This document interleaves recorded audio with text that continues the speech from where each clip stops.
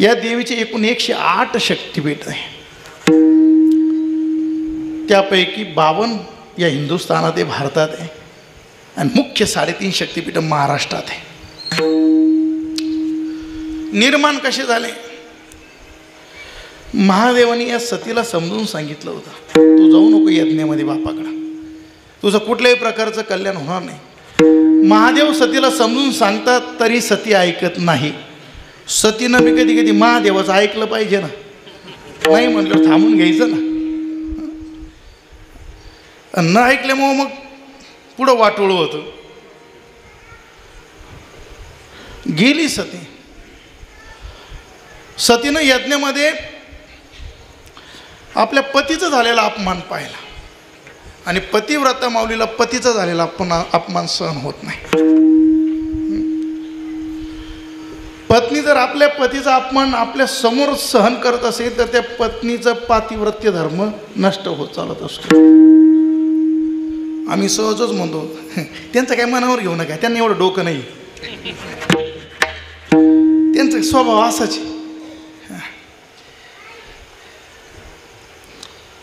सतीनं ते पाहिलं यज्ञामध्ये, पतिदेवांचा अपमान झालेला पाहिला महादेवांचा. तळपायाच्या आग मस्तकात गेली. निर्णय घेतला की आता हे शरीर ठेवणार नाही. अतस्त उत्पन्नम इदं कलेवरम धारयसित कंठकरहिना दत्तस्य मोहादि विशोधि मंदसो जुगोप्सितस्यो धरणं प्रचक्षते.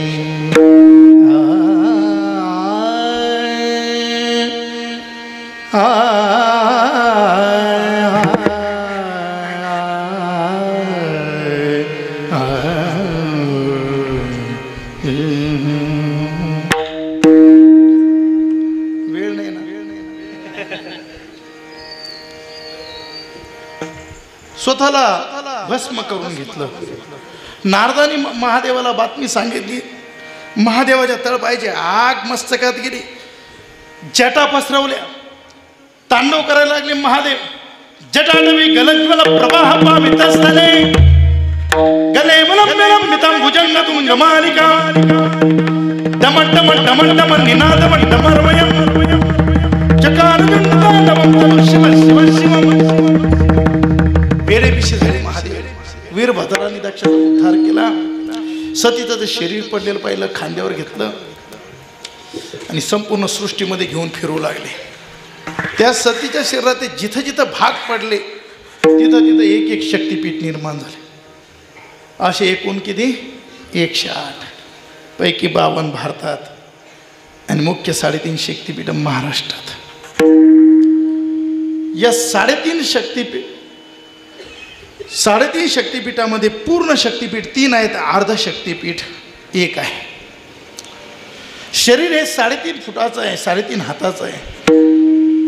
या भवानीचं सतीचं मुख्य शरीराचे भाग ज्या ठिकाणी पडले ते 3.5 ठिकाण आहेत, स्थान आहेत.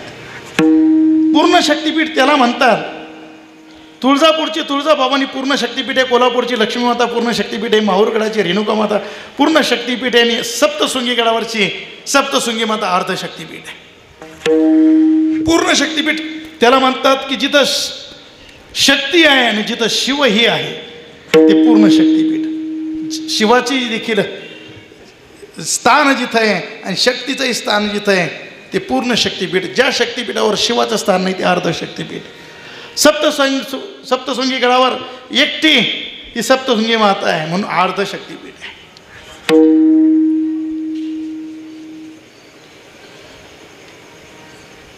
साडेतीन शक्तिपीठ या महाराष्ट्रात. नारायण भगवान केत बद्रीनाथला तपस्या करत होते. थंडी सुटली, सहन होईना म्हणून लक्ष्मी मातेनं बोरीच्या रूपाचं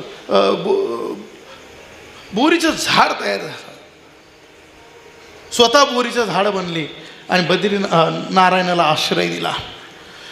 संस्कृतमध्ये बोरीच्या झाडाला बद्री म्हणतात. बदर हे असं बद्री जे बोरीचं झाड आहे म्हणून त्या स्थानाला नाव पडलं बद्री नारायण. प्रसन्न झाले नारायण म्हणे काय बाई म्हणे मला असं उचित स्थान द्या वास्तव्य करण्याकरता राहण्याकरता. म्हणजे जा कोल्हापूरला.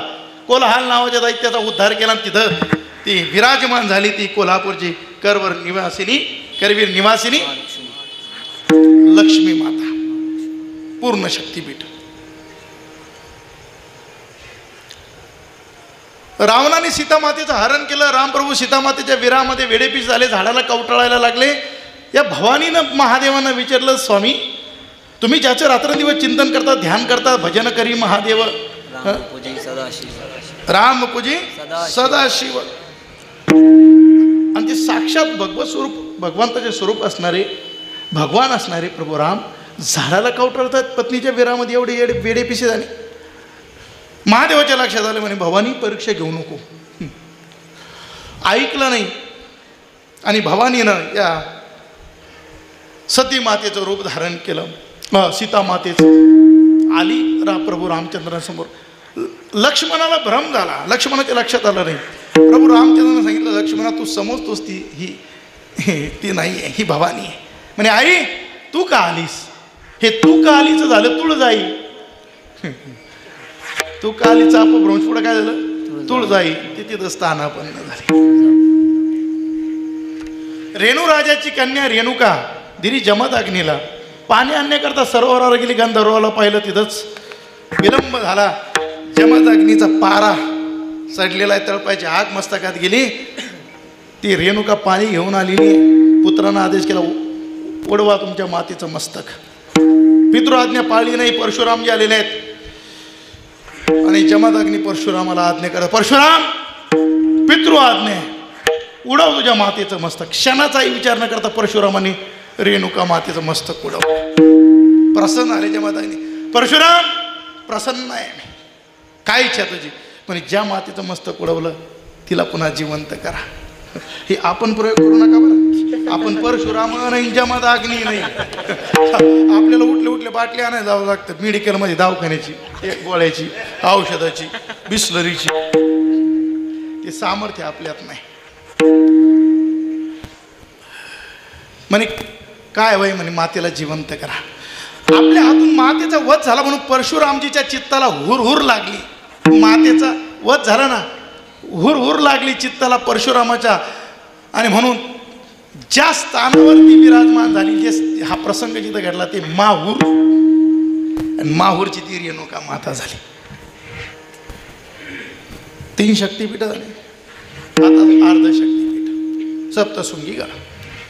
लक्ष्मणाला शक्ती लागली. सुषेण मैत्रिणी सांगितलं, प्रभू संजीवनी जडीबुटी आणावं लागेल. प्रभू रामचंद्राने आमच्या बजरंगबलीला आज्ञा केली. बजरंगबलीनं उड्डाण केलं. द्रोणागिरी समोर आलेले आहेत. पाहिलं तर अनेक दिव्य जडीबुटी दिसू लागलेल्या आहेत. नेमकं यातली कोणती? कारण मेडिकलमध्ये गेल्यानंतर एकच प्रकारचं औषध मिळत नाही, वेगवेगळे प्रकारचे औषध आहे. मारुतरायाच्या लक्षात आहे ना, काय करावं बा आता? यातली नेमकी संजीवनी जडीबुटी कोणती? आमच्या मारुतरायांनी कमालच केली. काय केली? अख्खं मेडिकल स्टोअरच उचललं आणि घेऊन चालले. येत असताना 3 त्या द्रोणागिरीचे 7 तुकडे शिंगाच्या आकाराचे पृथ्वीवर पडले. 7 तुकडे त्या द्रोणागिरीचे शिंगाच्या आकाराचे पृथ्वीवर पडले. त्या शिंगाला संस्कृतमध्ये सप्त म्हणतात, आणि 7 शिंगाला शृंगी म्हणतात, आणि 7ला सप्त म्हणतात. सप्तशृंगी असे 7 पर्वत त्या परिसरात तयार झाले. आणि ही भवानी महिषासुराचा उद्धार करून निघाली असताना त्या स्थानावर विश्रांतीला थांबली. म्हणून त्या ठिकाणी जे अर्धशक्तीपीठ तयार झालं ती सप्तशृंगी माता आहे. तर सगळे जगदंबेचेच, भवानीचेच रूप आहे. 108 शक्तीपीठ आहे. किती नावं घेतलेली तिने. विठाई, किठाई, कृष्णाई, कान्हाई, यमाई, मेसाई, लखाई, बाई, लखाई, कावडाई, शीतला माता, जोगेश्वरी, जगदंबा, शांकरी, शाकंभरी, वनशंकरी. किती नाव धारण केले या शक्तीनं. येडूआईचं एक गीत ऐकलं मी येताना. येडू तुझं लेह करू, वेडक को करू, रस्ता चुकलय, दिशा हरपलय, सांग मी काय करू. येडू तुझले. खरं देवीला अशी 9 दिवस उपासना करून प्रार्थना करावी. आदिशक्ती देवी तुझं लेकरू आहे, चुकलं असेल वागताना बोलताना व्यवहारात व्यसनाधीन जीवन झालं असेल, पण मी तुझं लेकरू, तू माझी माता आहे ना. वेडू तुझं लेकरू वेड को करू. इथं आपली कोणती माता आहे? गैनाथ महाराज आहे तिथं. जी माता असेल ती. रस्ता चुकलय दिशा हरपलय सांग मी काय. जगदंबेची कृपा झाल्याशिवाय राहणार नाही. खरंच अंतःकरणातून आज जर प्रार्थना केली तर हे वेगवेगळे शक्तिपीठ निर्माण झाली.